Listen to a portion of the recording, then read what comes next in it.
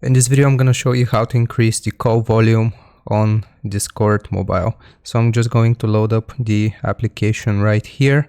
And then once we are in the application, we want to click on our profile icon at the bottom right corner. So it will take us here. What we need to do next is simply scroll down until we see the section called App Settings.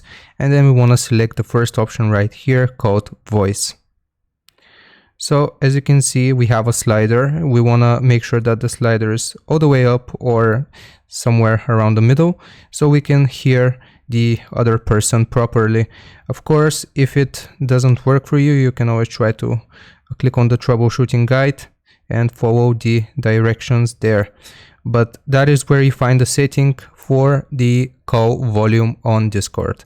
I hope this was useful. Don't forget to like and sub, and I'll see you guys next time.